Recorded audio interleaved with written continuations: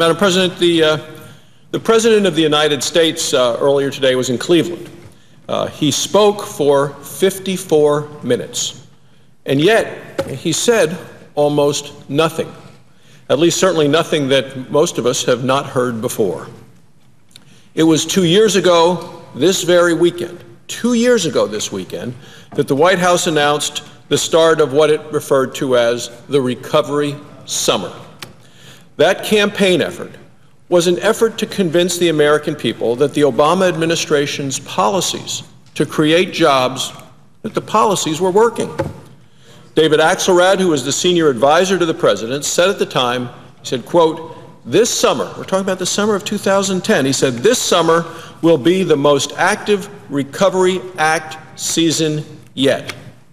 Again, that was the summer of 2010. Treasury Secretary Tim Geithner wrote an op-ed in the New York Times, and it was entitled, quote, "Welcome to the Recovery." Again, that was 2010. Now here we are, 2 years later, and Americans are still waiting for a real recovery. The Recovery Summer failed to produce results because it was never more than just a cheap slogan. It was designed to hide the fact that an unaccountable administration had no real solutions.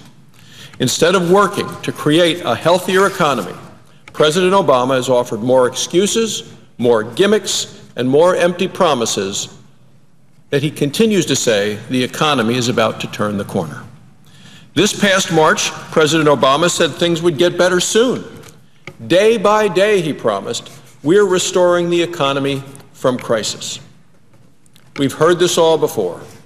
In February of 2009, the president said that his stimulus bill was, quote, "the beginning of the first steps to set our economy on a firmer foundation, paving the way to long-term growth and prosperity."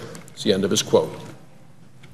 In April 2010, he said, quote, "our economy is stronger. That economic heartbeat," he said, "is growing stronger."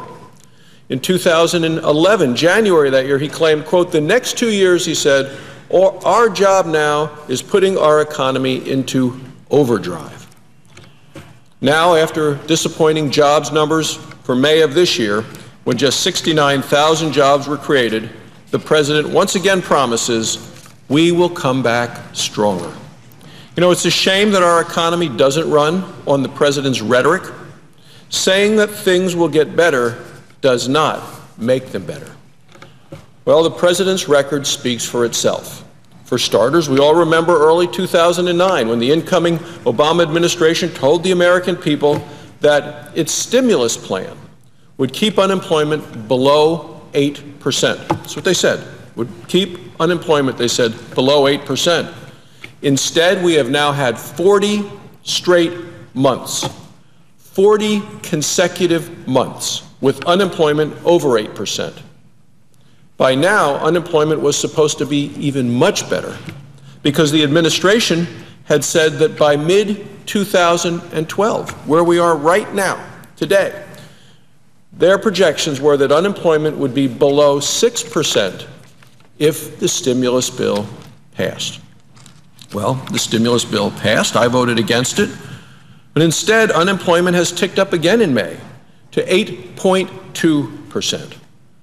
Last month, one official at the Federal Reserve said it might take 4 to 5 more years, 4 to 5 additional years to get unemployment down to 6%, which was where the president promised it would be at today. The latest jobs report also said that over 23 million Americans are unemployed or are working at less of a job than what they would like. President Obama said the other day, he said, quote, "the private sector is doing fine." He said it at a nationally televised press conference. He said the private sector is doing fine. He went on to say it was only government jobs that were lagging behind. Well, I think that to many of these over 23 million Americans who are unemployed or underemployed, that they would absolutely disagree with this president. Under the Obama economy, since early 2009, we have lost 433,000 manufacturing jobs, 79,000 real estate jobs have been lost. 160,000 jobs in communications industries like wireless carriers have been lost.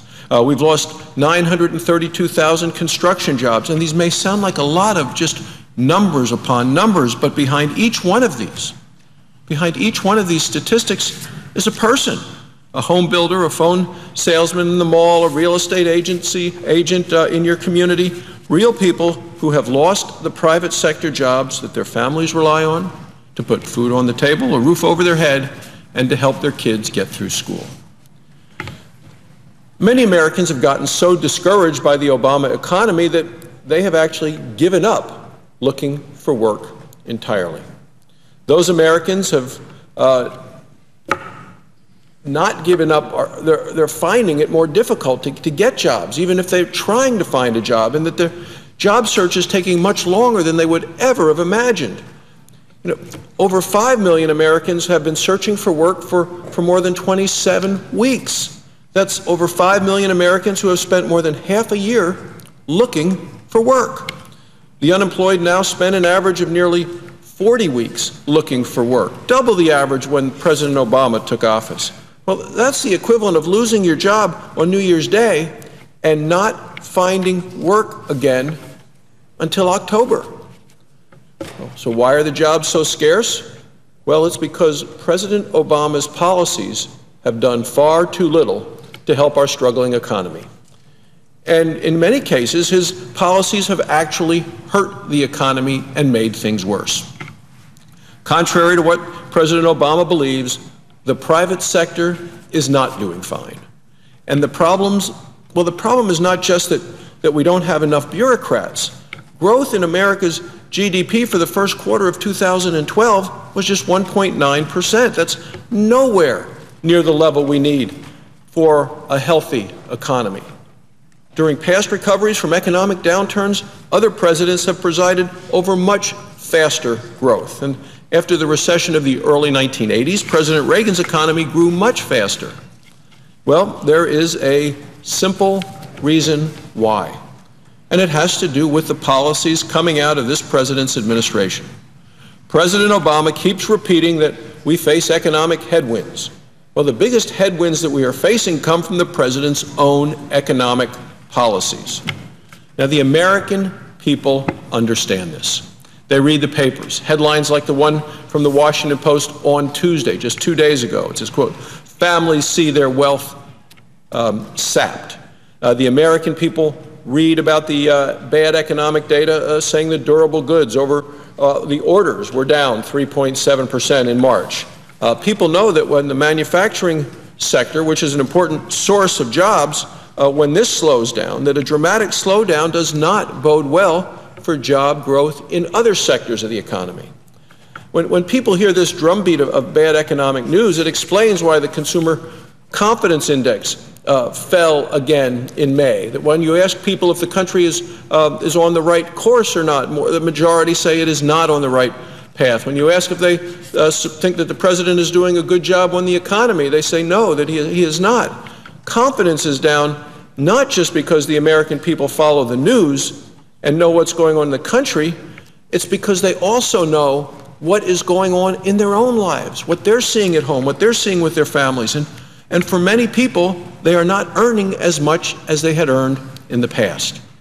The median household income has fallen by over $4,000 since President Obama took office. Meanwhile, the actual costs, the costs of everyday living, continue to rise. More and more people every day are finding that for them and for their families, they just can't keep up. Today, there are more than 46 million Americans on food stamps. That's 14 million more than relied on the program in January of 2009 when President Obama was sworn into office.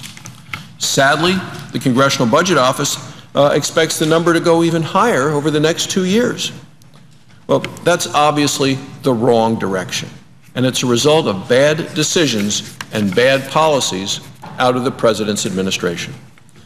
Those policies have contributed to the lower wages that we're seeing, to the higher unemployment that we're living with, and to more people living in poverty.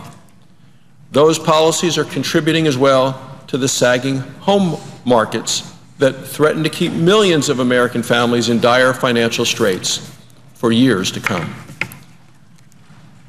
We all know that President Obama faced a difficult economic situation when he took office in 2009. His failed policies have not healed our economy. Higher taxes, more bureaucracy, more borrowing, more wasteful spending by Washington will continue to make things worse. Now, when you take a look at what's happening around the world, with Europe facing collapse and a global slowdown that threatens our economy, the president seems more concerned with his next election than with actually taking action to make things better. Alongside all the bad economic news, ABC News reported the other day that President Obama, they said, will continue his record-smashing fundraising schedule. Record-smashing fundraising schedule. You know, that's not the kind of leadership that our economy needs today. Republicans are focused on real solutions, making our tax code simpler, flatter, and fairer for every American, reducing the debt and the deficit, ending over-regulation, the red tape that is burdensome, expensive, and time-consuming, putting patients and doctors, their own doctors, in control of health care, not creating more Washington bureaucracy, and, of course, reducing our dependency on foreign oil and sending so much American money overseas. 2 years ago, when the Obama administration was putting out press releases and staging photo ops to proclaim the recovery summer, Republicans were proposing real solutions to help create a healthy economy. When voters had a chance to compare the two approaches that November of 2010, Republicans earned control of the House of Representatives, and at that time they started passing a jobs agenda. Democrats in the Senate still don't get it, and they refused to even consider these bills passed by the House. There are 27 jobs bills that have passed the House of Representatives on bipartisan votes. The bills are still today waiting for Senate action. The President of the United States remains silent on these bills that would actually get people back to work. He is offering nothing but scare tactics, excuses, and blame. He just gave another speech today, just this very afternoon, in Ohio, and what he did was just more of that. More scare tactics, excuses, and blame. Because in his mind, it seems like it's always someone else's fault. Just imagine, Madam President, where our economy would be today if Democrats had been willing to accept common sense Republican solutions 2 years ago. We would actually be in recovery today. We would have seen significant improvements to the economy.